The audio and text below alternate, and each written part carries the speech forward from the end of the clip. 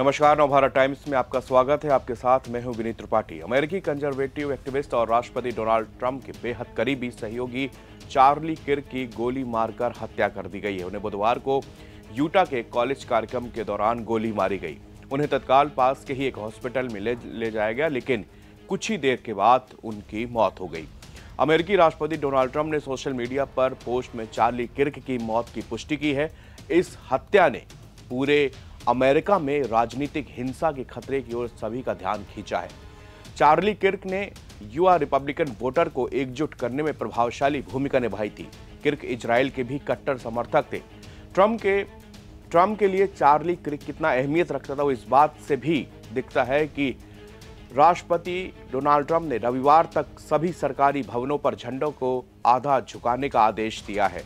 राष्ट्रपति के आदेश के तुरंत बाद व्हाइट हाउस में अमेरिकी झंडे को झुका दिया गया। यूटा के गवर्नर ने इसको एक राजनीतिक हत्या और इतिहास का एक काला दिन बताया है। राष्ट्रपति ट्रंप ने ट्रुथ सोशल पर लिखा है कि महान और लीजेंडरी चार्ली किर्क की मौत हो गई है। चार्ली से बेहतर संयुक्त राज्य अमेरिका के युवाओं के दिल को कोई भी समझ नहीं सकता था।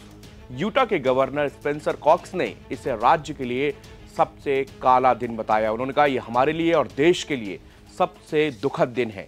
मैं स्पष्ट रूप से कहना चाहता हूं कि यह एक राजनीतिक हत्या है। 31 साल के किर्क अपने द अमेरिकन कमबैक टूर के तहत कैंपस में स्पीच दे रहे थे, तभी एक गोलीबारी की घटना हुई।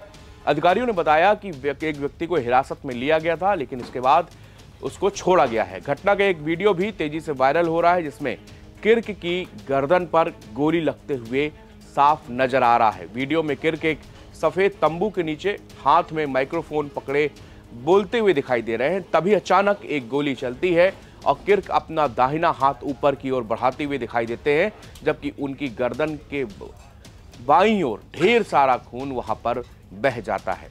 समाचार एजेंसी एपी ने पुष्टि की है कि video Utah valley university campus में लिए गए थे। अलग अलग प्रत्यक्षदर्शियों ने उनके इस पूरे कांड के बारे में बातचीत की। उन्होंने कहा कि गोलीबारी के बाद उनके शरीर से बहुत सारा खून, अचानक खून के फव्वारे निकलने लगे और वो तुरंत मंच के नीचे गिर गए। अधिकारियों के मुताबिक केवल एक ही गोली चलाई गई थी। गोलीबारी से ठीक पहले किर्क एक छात्र से सामूहिक गोलीबारी और बंदूक हिंसा के बारे में सवाल पूछ रहे थे। यूटा वैली विश्वविद्यालय ने बताया कि परिसर को तुरंत खाली करा दिया गया है और उसको पूरी तरह से बंद किया गया है। जो लोग कैंपस में थे उन्हें तब तक रुकने को कहा गया है कि जब तक पुलिस अधिकारी उन्हें सुरक्षित बाहर नहीं ले जा सकते। किर्क की हत्या ने अमेरिकी राजनीति में हलचल मचा दी है। ट्रंप के साथ ही डेमोक्रेटिक नेताओं ने भी इस हिंसा की तीखी निंदा की है। इसके अलावा किर्क के रिपब्लिकन सहयोगियों ने भी इसकी निंदा की है।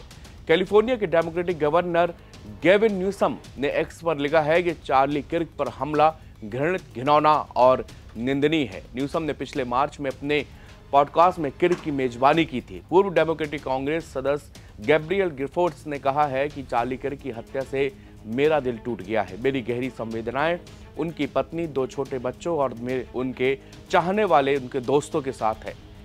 किर्क को जिस समय गोली मारी उस समय 3000 से ज्यादा स्टूडेंट्स लोग उनकी कार्यक्रम पे मौजूद थे। हत्या के चश्मदीद लगातार कैमरे के सामने आ रहे हैं और इस भयानक जो कांड हुआ इसके बारे में जो उन्होंने आंखों में देखा उसकी बात बता रहे हैं। लोगों का कहना है कि उनकी जो सुरक्षा का स्तर था, लेयर था, वो बहुत कमजोर था। कार्यक्रम में मौजूद लोगों को अब तक यकीन नहीं हो रहा कि उनकी आंखों के सामने किर्क को मार दिया गया। मीडिया से बातचीत करते हुए चश्मदीदों ने बताया कि वो स्पीच दे रहे थे, लोगों से इंटरेक्शन कर रहे थे, सवाल जवाब कर रहे थे। इसी दौरान अचानक एक गोली की आवाज सुनाई देती है और किसी को कुछ समझ में नहीं आता और उनको गोली लग जाती। जब तक कोई समझ पाता, किर्क को जैसे ही वो गोली लगी वो स्टेज से नीचे गिर गए और उनकी सुरक्षा में लगे लोग तुरंत भागे और उनको उठाकर हॉस्पिटल ले गए, लेकिन वहां पर भी उनकी जान बच नहीं पाई।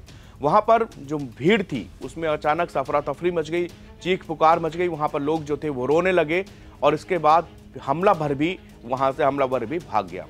ट्रंप का कहना है कि अमेरिका के लिए एक अंधकारमय क्षण है। उन्होंने कहा कि हिंसा और हत्या उन लोगों को शैतान बनाने का दुखद परिणाम है जिनसे आप असहमत हैं। उन्होंने कहा, कट्टरपंथी वामपंथी ने चार्ली जैसे अमेरिकियों की तुलना नाजी और दुनिया के सबसे बुरे सामूहिक हत्यारों अपराधियों से की थी।